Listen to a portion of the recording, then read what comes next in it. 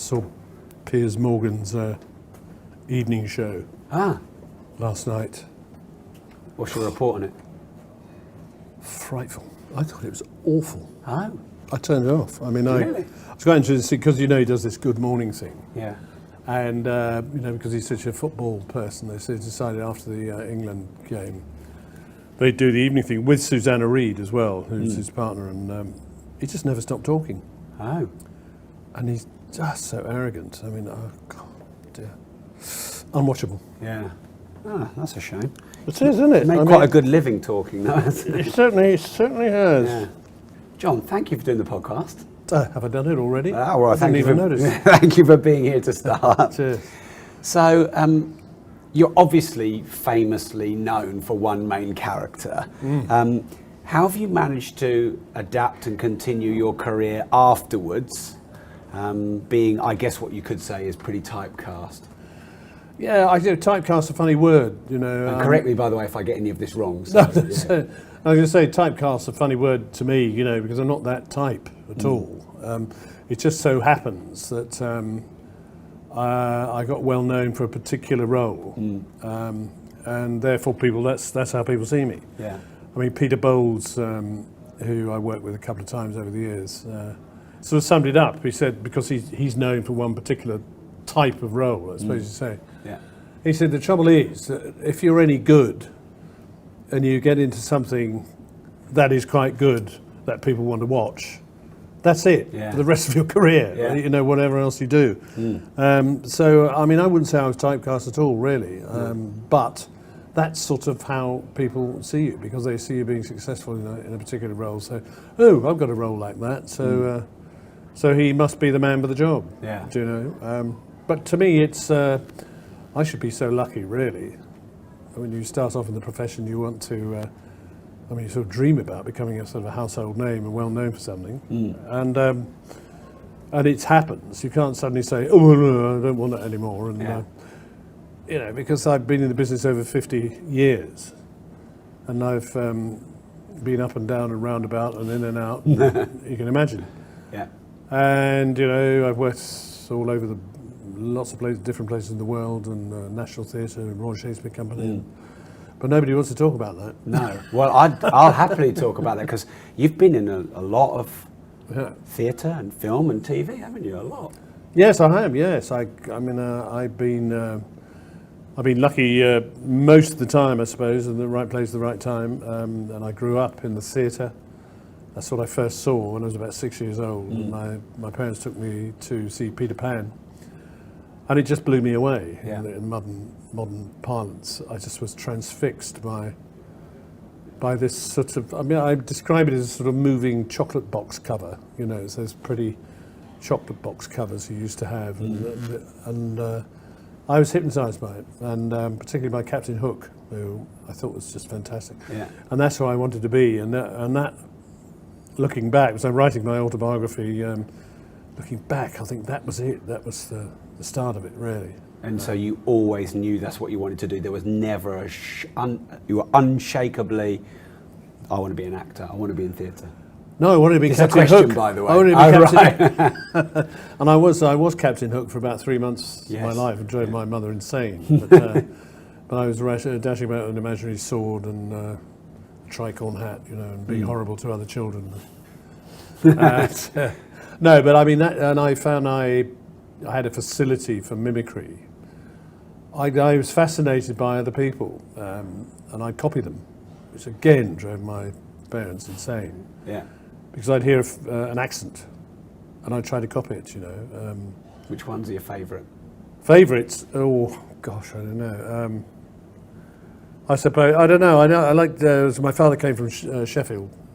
I looked there, they talk like that, So I said, stop it, But my mother came from West Country, and in Bath, in Somerset, and she had a lot of mad uncles, farmers out in the country, and of course down here he talked a bit like more like stop it. You see, but that was me, and I just hear it, and also not only the way people spoke, more particularly about the way people spoke, but also Freudian slip there, the way they smoked too. Yeah. In the good old days when you were allowed to smoke, I don't know, you probably don't, you're far too young to remember. But people used to smoke in the most extraordinary ways. It was sort of extravagant type smokers. Yeah. And a very secret hole in the corner type smoker. And I'd practiced What was your that. style? Mine, I don't know, I'd put an ashtray somewhere and I'd never get any ash in it. So I was quite extravagant, I suppose. And occasionally, of course, you know, particularly in cinemas, for some reason, your fingers would slide down to the burnt end of the cigarette. And then the cigarette would fall and start rolling down the slope. I mean, it's all those things that just amuse me, you know. And my dad was a great humorist. He loved, strangely, American humour. Robert Benchley, the Marx Brothers, all that. And he sort of introduced me to those as well. And I grew up with the Goon Show, Spike Milligan's crazy anarchic show, and I loved all the voices. Peter Sellers' voices. Hello, Captain. How are you today? You know, I could do all those sort of things, and I was desperate to do them because he was my hero, you know. And my dad introduced me to a French comedian called Jacques Tati, Monsieur Hulot. Wonderful character, you know. I was just riveted by him, and again, I wanted to be him, so I practiced being Monsieur Hulot. So it was absolutely natural that I finished up doing what I did. Mind you, I was put off it, and I had a false start. I became articled to an estate agent's firm. Yeah, I remember reading But that. I mean, it's hopeless. Because everybody said, "Oh, you've got to have a safe, steady, secure job." You know, my parents particularly were very worried about me because I didn't show any interest in following Dad in the civil service or anything like that. I just like mucking them out and pretending to be other people. Did that cause friction when you were younger? Or? Yeah, it did a bit. Yeah. And then my mother, I think, was secretly quite pleased because she did a bit of amateur work. Yeah. So she had a bit of the actress in her. But my dad was a self-made man and believed in. He had a very strong work ethic. And he produced a child that did no work whatsoever, really. But just, as I say, mucked about most of the time. I was quite good at sport. I might have become a cricketer or something like that. That was the other thing I might have done. Yeah. But I also picked up a guitar at the start of rock and roll in the late 50s and formed a little band, so I needed to perform. But that's the other thing I wanted to be, was a lead guitarist in a rock and roll band. Right. And you basically got to make a living out of experimenting and playing and being creative and doing all the things you wanted to do. Yeah. At school, I impersonated the masters, and I was in all the school plays. And now you're getting paid for it. No, now I'm getting paid, that's right. Yeah. And I was seeing the most natural thing in the world to me, to be on a stage. Yeah. Being somebody else. Very odd, really. My first serious part at school was that of a girl. I was very good. Very interesting. I graduated to older women after that, and then I started playing men, and it just seemed the way to go. But as I say, everybody put me off it. The headmaster, my parents, and did you feel like that squashed you, or did that make you want to go and do it even more? Well, I just I reverted to type. I was sitting in an office really, and I started inventing spurious deals with imaginary clients, and I got sacked. Right. You know, and That's convenient. so I wandered about for a bit, and then eventually found an investment for a travelling children's theatre. It was on the road the whole time, different town every day, doing little plays like Pinocchio in schools. And I sort of ran away to join the circus, I suppose, really, because I was still living at home, but I was about 19, and my parents were away, and I just went and did this audition and went off to Birkenhead and joined a travelling children's theatre. And that was it. And then I graduated to repertory, and I did 3 or 4 years of that. Then I got in the West End, then I got in the Royal Shakespeare Company, and then television came over the horizon. Yeah. And here I am. And here you are. So I have this belief that if anyone's got this thing inside them, whether it's acting, impersonating, being funny, any kind of creative, I think you know when you've got this thing, and then society convinces you, well, that's risky, you better go and do architecture or be a doctor. What would you say to that person that, like you, had this non-standard profession or passion that you wanted to do? Would you say to them, just go for it, or do evenings and weekends? Because in a way it could be risky. I mean, your career isn't one that one would necessarily reverse engineer and model like a doctor or a dentist, are they? No, it's not. It's a lot easier when I was young, because if you had anything about you at all, the word would get around and you get passed around the repertories, which is the early part of my life, because you were useful. Because you could get up and say a few lines, and you could put a beard on, pretend to be an old person. And also you could do stage management, so they had two for the price of one, you see. It's not so easy these days, but all I'd say is if it's in you, do it. If you want to do it, try it. I mean, you may fail, but as the man said, try again, fail better, you know. But do try it. I mean, so many people don't and regret it. I remember a girlfriend I had, and she had an uncle who was jolly nice man, and he was a bank manager, sort of the Coots banking empire. I mean, successful, very successful. But we'd go down there for the weekend, and he'd have rather too much to drink, probably. And then he'd put on opera records, and he'd start to sing along with the tenor part in this sort of cracked tenor, and then burst into tears. And I saw this happen 2 or 3 times. And eventually I said, why do you always burst into tears? Oh, it was wonderful music and all that. Is that it? He said, no. He said, it's because I never tried it. He said, I always wanted to sing. I always wanted to sing this, you know, whatever it was, this particular opera. And he never did it. And same as me, I mean, a different generation, but he was put off it because it was considered not what you do. So he went into the family banking firm and was very successful, as I say, but always regretted that he hadn't done it, hadn't tried it. Yeah, it's funny that, because I've found, and I've since read up on this, you know, those burning dreams we have, the playful, the creative, they don't seem to ever go away. No. So you might as well start now and early. Otherwise you'll be 70 and wishing you did. Yeah.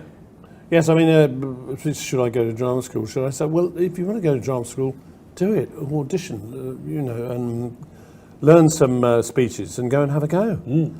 I mean, you may go to drama school and find that you don't want to act at all, but you like to produce, for instance. You'd like to be a stage manager. I mean, there's all sorts of things, a voice coach, all sorts of things, dance, singing, to discover all those things, but just have a go, is what I'd say. So I guess a lot of people get quite crippled by fear. And I guess as an actor, and I guess it's probably more raw and visceral in the theatre, you must have had to deal with the fear of rejection, getting heckled, getting rejected from parts. Has that been a monkey on your back ever? No, I just get annoyed. Oh. So you don't take it inward? No, not really. I just, you know, obviously, I mean, every actor has great disappointments, and you go out for things you know you're right for, you know you can do terribly well, and you don't get it. You know, and you feel rejection, and some people, it's a very cruel profession from that point of view, so you're going to be quite tough, really. But I think always tough, or did it toughen you? No, I think my luck was that I never took it very seriously. Right. I think it's very difficult for people who are absolutely dedicated and very serious about their job. It's like your golf swing, you know. I don't know if you're sporty, but people who play golf, and they have that kind of swing where they're so rigid. But you know, and one shot just sort of fades off the fairway, and it's like apocalyptic. As far as it's the end of the world. That was me when I was a teenager. Yeah. Well, I know I was a bit the same at tennis. I'm just saying that was my best game, I suppose. But no, I think you can't possibly take it seriously. No, really. Dressing up and pretending to be other people, wearing colourful clothes and projecting your voice all over the place. It's ridiculous. So as long as you have that, it's a sort of quite a good defence mechanism. Yeah. So you're going to get rejected like everybody else, but you just go, bollocks. I think something else around the corner. I think there's more wisdom in that than maybe you're letting on, because I've found the more you want something and you place importance, this is a big thing in my life, this could be the turning point, this could be where everything gets massive, you just put a whole load of pressure on yourself. What you seem to naturally do is not take things too seriously. But actually, if you have that attitude, of course you try hard, but you don't take the outcome too seriously, you're probably going to be better anyway. Yeah, I think so, yes. Yes, I don't think it changes the fact that you still like to do what you do, you know, and you seem to be surrounded sometimes by people who are trying to stop you doing what you do. You know, but no, as I say, and I've always sort of, it's the same at school, I couldn't concentrate for more than 5 minutes really on anything. And I always thought there was something else. I mean, halfway through, I opened a garden centre, for instance, because I was interested in gardening. I thought, well, I would say, hell with it. I'll open a garden centre. But it was a disaster, really, financially, because I'm no businessman at all. But I learnt an awful lot about gardening. And luckily, sort of like fate on the end of it, a director I knew sort of came up and offered me a part in a 6-part Doctor Who. Right. In the mid-70s. And it really kick-started me, you know, because I'd given up, I'd just gone to that, I can't be bothered with all this. But it was just the happiest job I think I ever did. Yeah. That. And it was a launchpad, really, because a lot of good things happened after that. But I needed a kick in the right direction, really. Stop being so lazy and feeling sorry for myself. And who gave you that? This director called Douglas Camfield, who I'd worked for several times before, and because I said, "Oh no, I'm not sort of doing acting anymore." He said, "Don't be stupid. Yes, you are. Of course you are." oh, sorry. Yeah, okay. Oh yes, no, I think it's, as I say, it's in you, and it was cathartic because that job made me sort of realise that this is what I was best at and what I really enjoyed doing. You know? So, for people who may not know, can you just talk us through how you landed the part, your most famous part as Boycie, and and in taking us through that journey, was there a point when you thought this is going to be huge, or wasn't there? It was lucky that I got it, really, right time, right place, I suppose. I'd actually got into a repertory company, a British-American repertory company. The idea was that half the company was English, half American. We do an equal amount of time in both countries. And these are 2 plays by Tom Stoppard, his early stuff. And I'd been in the West End in a play called Dirty Linen, which was his, and he asked me to be part of this repertory company, and I finished up on Broadway. What?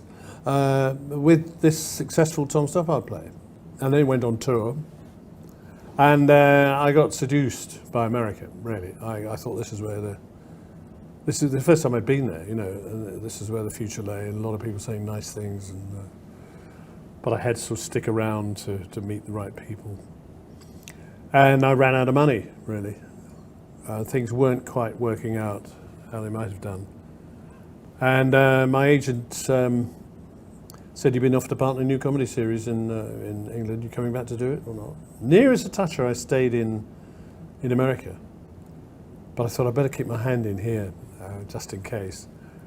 And this was a part in a new series called Citizen Smith, starring Robert Lindsay, written by a man called John Sullivan. And he was a part of a policeman. He was quite a sort of slidey, sort of bent policeman type. And I just remembered a character I knew in a pub in southwest London, who had this curious way of talking like this, you know.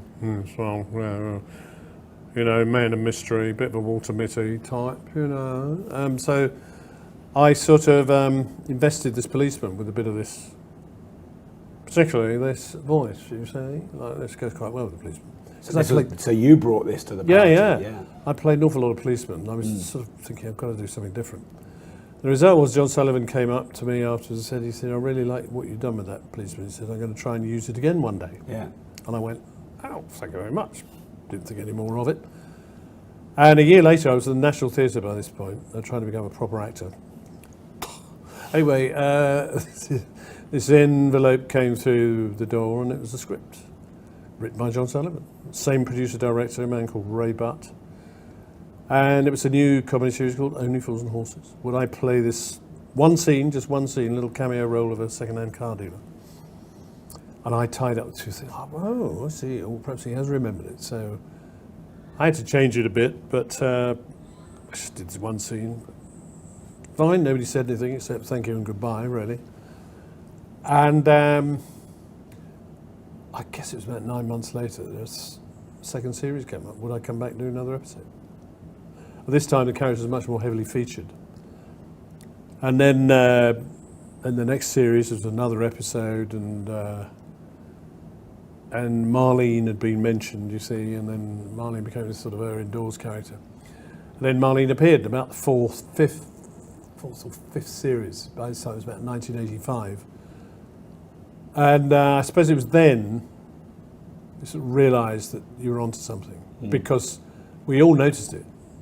People started coming up and saying they love the show and shaking our hands and saying thanks for the laughs and so on, which had really never happened to anybody before to such an extent.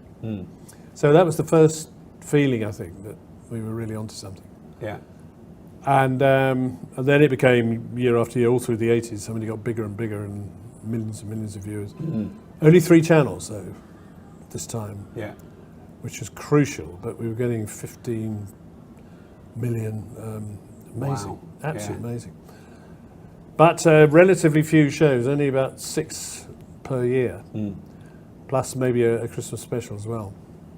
Then we started doing more specials, but you just realised you were onto something big, you know, because the other thing that happened was the periphery characters. It was myself and Trigger, Kenny MacDonald, who played Mike Fisher, the proprietor of the Nag's Head, Mickey Pearce to a lesser extent. They suddenly got into more episodes. They became more and more part of the stories, and there was always a scene in the Nag's Head for us. And it was a great ensemble piece by the end, you know. And do you think they were written in more because you became really popular, or because they wanted to evolve the show, or both? I think it was a natural way for the show to evolve. I think. Because it started off really with Del and Rodney and Grandad, then Paul Leonard Pierce passed away, I think about the 4th series. That was a big shock. And then Uncle Albert came into it, so you had the 3 of them back in Nelson Mandela Mansions. And that was it, because you always say you need the young fool, the middle fool and the old fool. You know, and then you've got some really great situations. But of course they have to then spread out. Where are they going? Where are they going? Down the pub. That's the Nag's Head became the fulcrum of the show, really. And you know, all the old lags were in the Nag's Head, and then the girls came in, and so they got married, and that, you know. So you can see the whole thing sort of evolving, because it's hard to write up to that standard. You know, week after week. Yeah. And I know John struggled on a couple of occasions because he was an absolute perfectionist. I mean, he couldn't bear to sort of put out anything that he thought was second rate. So rather than do that, he'd say, "Oh no, I'm not doing a series. I'll do a special. I won't do a series." Then the next year, he'd have the muse had come back, and he'd write 6 episodes. But very lucky to have been part of it, really. And then of course, you thought, well, this can't get any better. And then eventually it was all over. Years going by, mind you, they won all the money. This time next year, Rodders will be millionaires, and they became millionaires. An extraordinary thing. It's a great compliment, really. that last scene when Del and Rodney had won the money. They bought the rolls from Boycie, and he came back into the Nag's Head, and all the denizens sort of got up and gave him a round of applause. Very moving, including Boycie reluctantly at the end. I mean, we were just filming that last episode, the studio in Wood Lane, and the extraordinary thing was that the studio audience got up and gave us a standing ovation. And that had never been heard of at the BBC before. And it went on and on and on. And we're standing there going, because nobody wanted it to finish, really. No. Maybe it's good to go out that way, though. Yeah.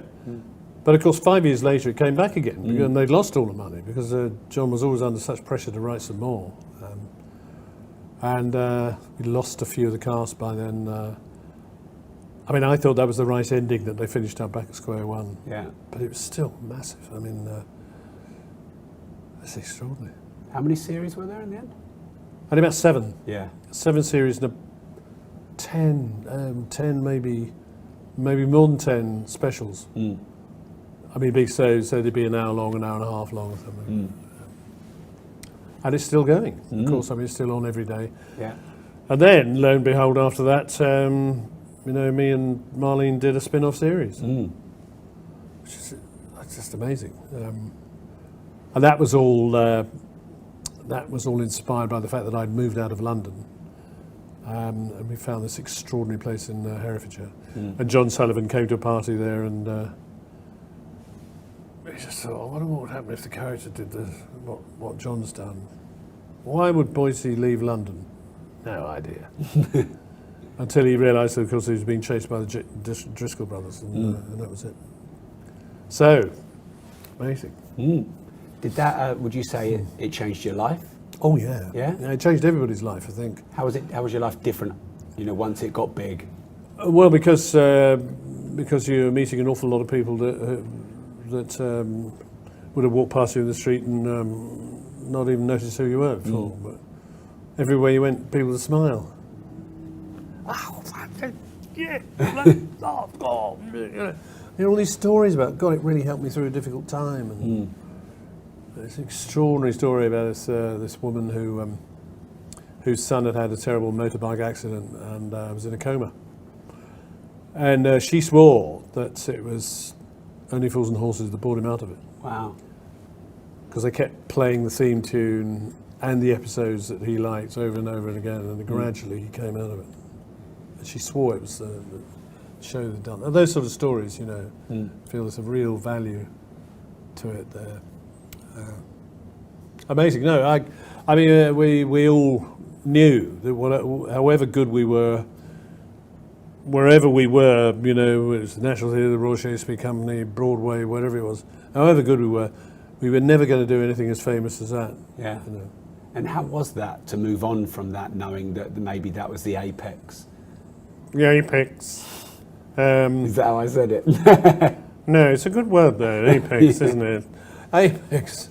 I don't know, well, you just hope something else is going to happen, and in my case it did with the spin-off, of course, and also this collateral stuff the whole time. People wanted to go and speak places. Yeah. I'd always written stuff down. I wrote a whole bunch of stuff when we moved down to Herefordshire, a lot of which went into the green grass. And so I always thought there was going to be something else, but there's always something. Somebody always wanted you to do something, to appear something, and have speak. So he had all that life as well, plus other bits and pieces along the way. I did a whole series of Alan Ayckbourn plays with Sue Holderness, who played Marlene. We worked very well together. Yeah, we're still great chums. So there was always something. There's always something going on. Yeah, it's funny how I initially asked about, how do you maybe put yourself in a box for the rest of your career, but on the flip side of it, keeps giving you the gift of all these opportunities. Yeah, it does. It does later. Close a few doors, I guess, because you're always associated with it. I remember a friend of mine who was a director who was doing a lot of drama.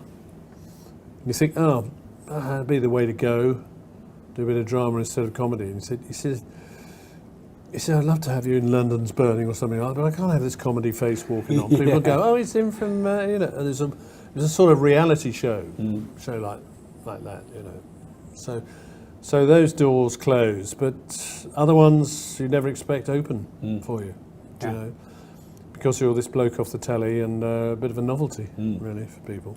And everybody wants to know the stories. Yeah. So that's what this show is about, you know, really. Right. So I'm a big fan of autobiographies, and I know you've got your epic two-parter. So without ruining too much from your books, because I'd like to let everyone know about that at the end, but can you give us a couple of maybe stories that people don't know about, maybe about you or Only Fools and Horses, maybe something in the book that's interesting? Interesting. Well, I don't know. I met the Beatles. Yeah. And I should have been in the Magical Mystery Tour. Right. I got the part. But I couldn't do it because I'd already agreed to do something else, and the dates clashed by 2 days. So I never got to work with them. But I always felt I had a sort of rapport with John Lennon. Yeah. Because we both loved the Goon Show for a start, and it was very funny. Really, I made one of the great gaffes of my life, I suppose. Quite innocent about. Because he said, "Oh, John, have you got a favourite Beatles tune? You know, which we can put in the show?" And I actually said, actually, I prefer the Rolling Stones. And of course, I just went, oh, what have I done? It's a long pause, and eventually Lennon said, actually, I think you're right. I prefer them sometimes too, you know. And he said, anyway, come on, we'll have a blast. We'll all get in the coach, and we don't know what we're doing. We haven't got a script or anything like that, you know. I thought, Christ, I ain't going to work with these guys, you know. But as I say, I couldn't do it. The dates clashed and the BBC wouldn't release me. Yeah. So talk about disappointments. Yeah. I mean, that's a major one. I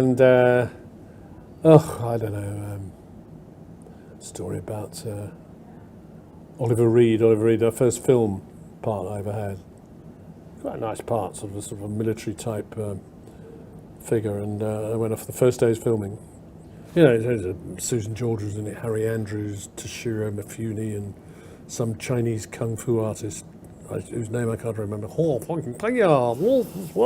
somebody, and they broke the hotel up that night, first night. Wow. And the reason for that was Oliver Reed, who was slightly drunk. As you can imagine. Really? How unusual. Yeah. He went up to this Chinese kung fu artist and said, you're a fraud, darling. You're just a bloody film star. You're probably gay. And you're absolutely no good. Come for us all. And the Chinaman went, he said, yeah. He went up to this table and he went, da! And the table went, he chopped in half. Hotel, well, they were on a little occasional table. You know? Oh, darling, anybody could do that. Yeah. No. And practically broke his wrist. And then all hell broke loose, and they started chucking furniture around, and and they just smashed up the hotel. And in my naivety, because I'd never done these things before, I thought, but that's ridiculous. I mean, we're supposed to be making a film. Everyone's going, poor old innocent thing. And in fact, it turned out, I think, that the film was actually a tax loss to the company, because nobody got paid. Wow. But I mean, all I remember is Oliver Reed just sort of going. It was a joke. The whole thing was a joke. So that was a bit disillusioning. Yeah. That sort of thing. So the books really is full of those sort of stories, but not only showbiz stories, but stories about my relationship with my parents, you know, and all through school, of course, how it happened, and sort of things that happened along the way, you know, triumphs, disasters. So I love that sort of quote. I was in If you can meet with triumph and disaster and treat those two imposters just the same, and I would say you're a better man than I am. But no, it's full of oh God, what did I do that for? But some nice bits as well, some nice jolly bits as well. Before I came here, I gave the opportunity for some of my followers to ask some questions. and someone wanted to know if there was a particular failure or really hard event in your life that maybe you found the hardest to overcome, and then how you overcame it? I know it's not like the most cheery question, but... No, it isn't. No, I swear, no, I went through a very bad time. I don't know how bad it was, really. One of my third marriage just broken up in appalling circumstances. I basically discovered my wife with somebody else, which is not what you want to do. And both my parents died, not because of that, but this all happened within 2 years. Wow. And suddenly I had no backstop, and I was completely sort of adrift and not in a good state. And as usual, the best place to be was in the pub, with the lads, and nothing mattered anymore. And the extraordinary thing was, though, I was working. The work was going very well. Personally, I was in a terrible state, really. Because I didn't sort of realise until later. But luckily, I suppose I've always been lucky in that respect. I met my present wife, Carol, who was also slightly adrift. And it was one of those, where have you been all my life sort of thing, and sort of realisation that your judgment was hopeless, really, and these sort of things. It's very difficult in this profession, really, because they always say an actor should never have a mortgage. And it really shouldn't be married. You should be on the end of a phone and go where the work is. And then you meet a lot of people and form quite intense relationships with them for a short period of time. Then you move on to another set of people. And so it's a strange business from that point of view.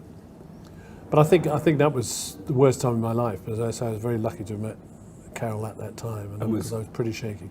Was Carol the sort of the turning point that moved you out of it, or was there like a trigger moment, or or how did you get yourself out of that? Because having those three things happen all in 2 years is must be really difficult. I haven't had anything like that happen yet to me in my life. And was there a day where you're like, right, come on, have a word with yourself, let's... The great thing really was, the lucky thing was that I knew what was happening. I didn't just go, I knew it was wrong, and as I say, I had to rein it in a bit anyway because I was working. And I'm not one of those people who can go on stage drunk and do a perfectly good performance. No. I wish I was. No, perhaps not. But no, it was really, as I say, meeting the right person who was willing to take me on and be patient and then help me through it, I guess. And then I suddenly realised the qualities that had been missing in any other relationship I'd had with a woman. And so that was very lucky. It was exactly the right place, right time again. So I've been very lucky like that.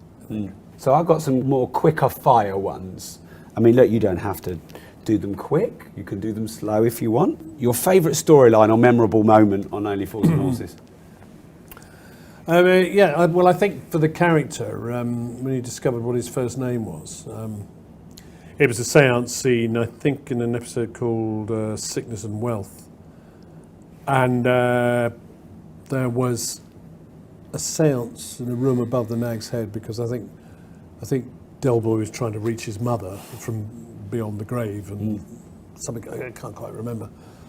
But the medium Elsie Partridge came along and there's just this wonderful scene, the séance, and she starts off going, everyone's going, Christ, something's going to appear at any minute. And then it finishes up, she says, I've got a message for someone called Audrey. No, Aubrey. So all the lads, we're all sitting around the table like this with our fingers together. Everyone's looking at each other going,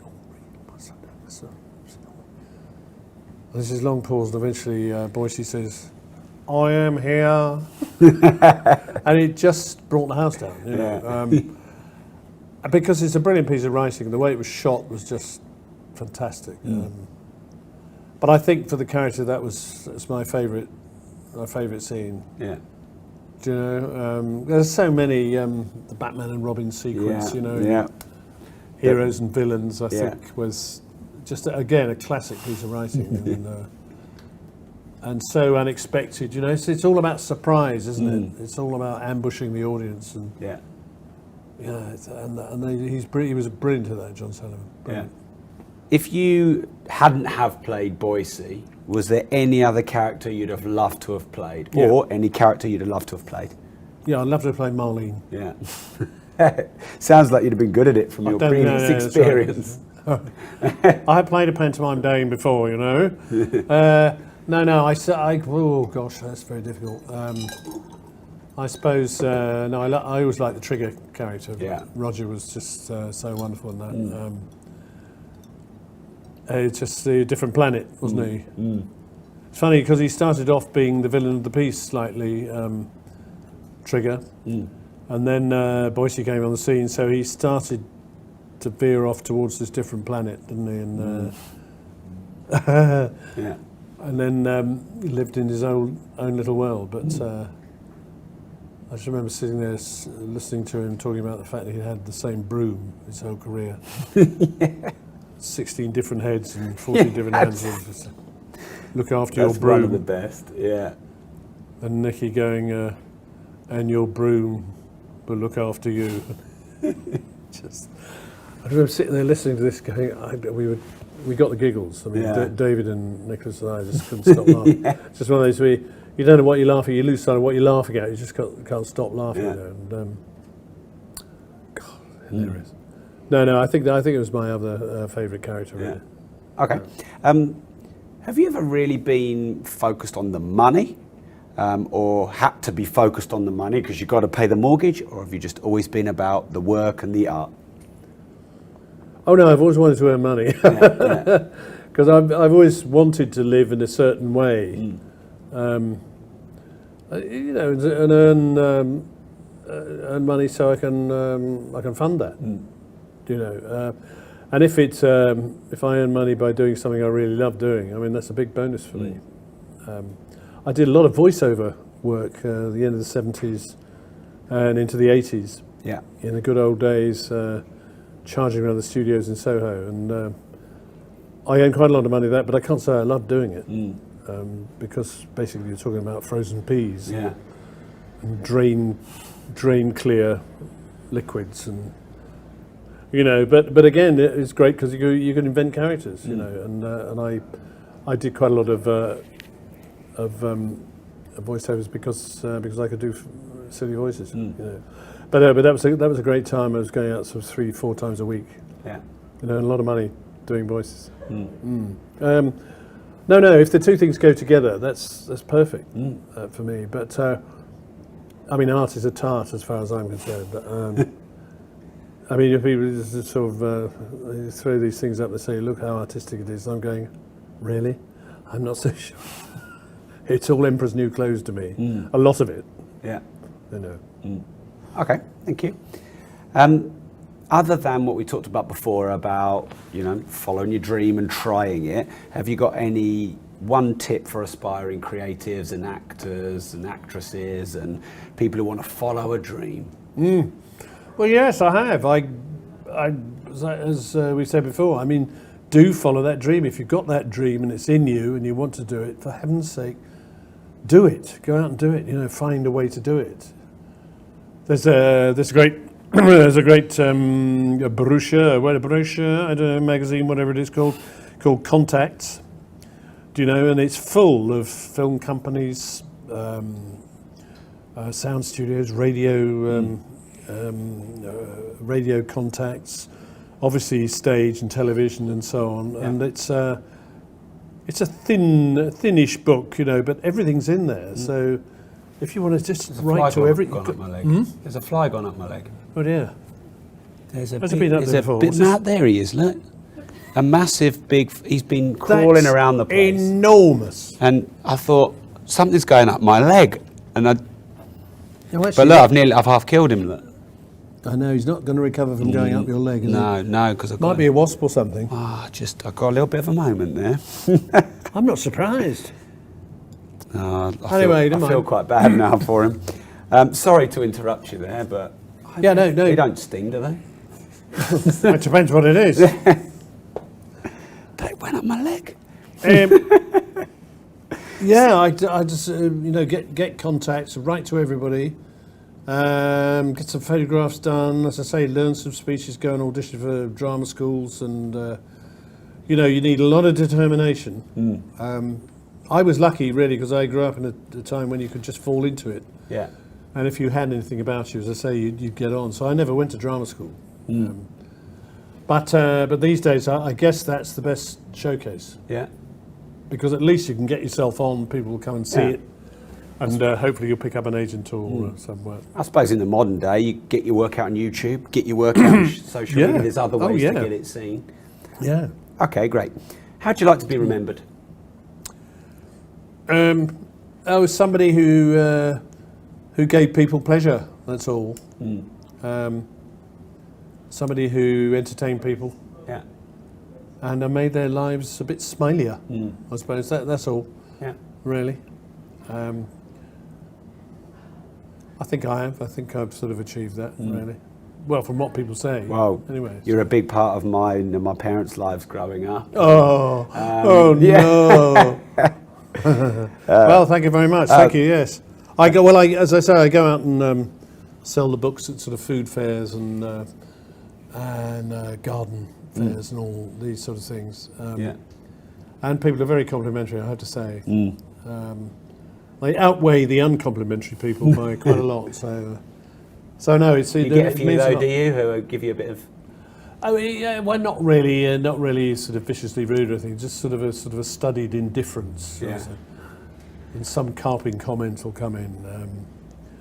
I mean, a woman came out to me and said, I gather you're some sort of television personality. But I'm here to tell you, I never watched television. And walked off. I thought, why did she bother to do that? Just walk on by, But no, she had to come up and say it, Yeah.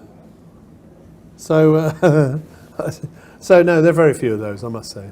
I take it there'll never be any more Only Fools and Horses.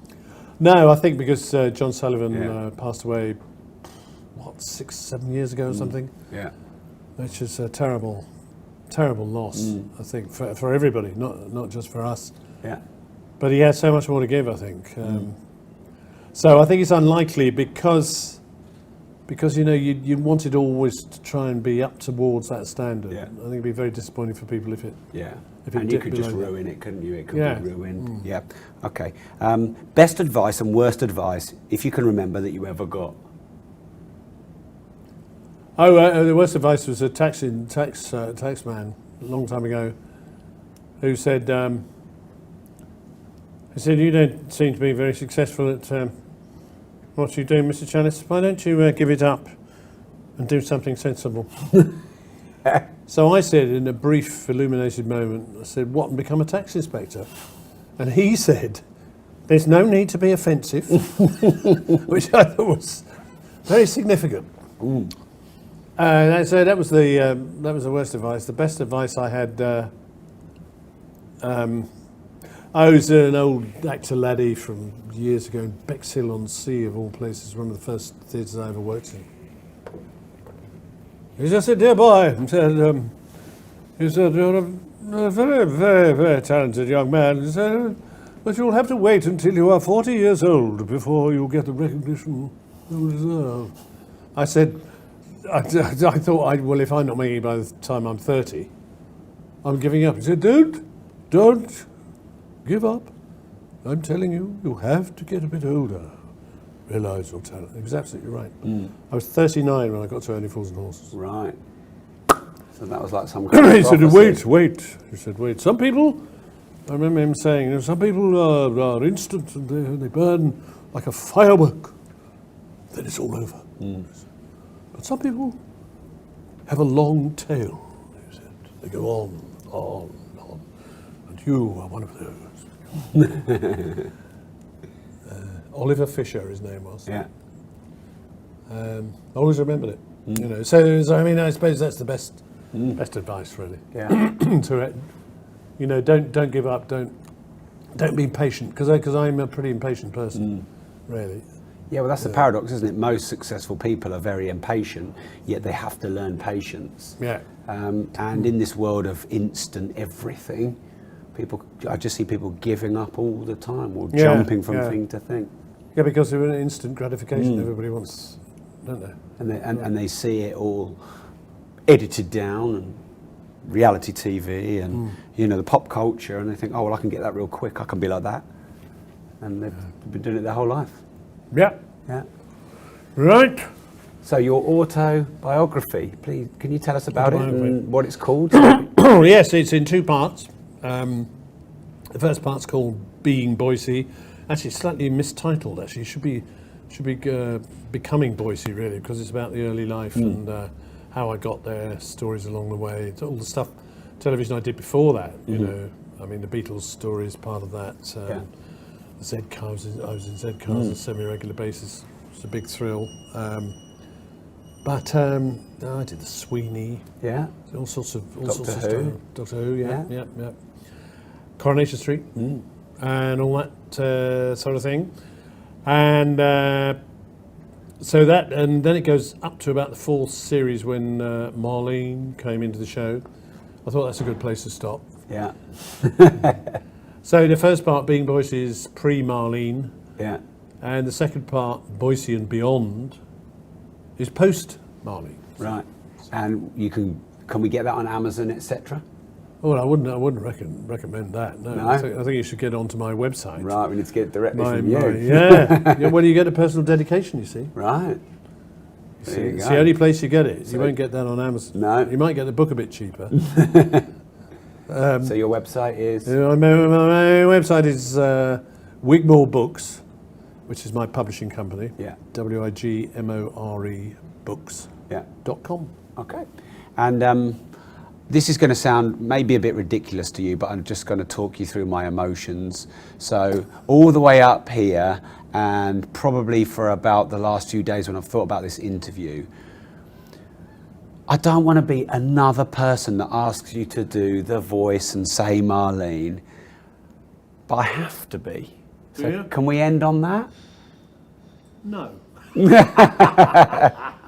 I want you to say a little bit of, with Boycie and say Marlene. I mean, you did say in one of your videos that you like to make people smile, and this tends to make people happy.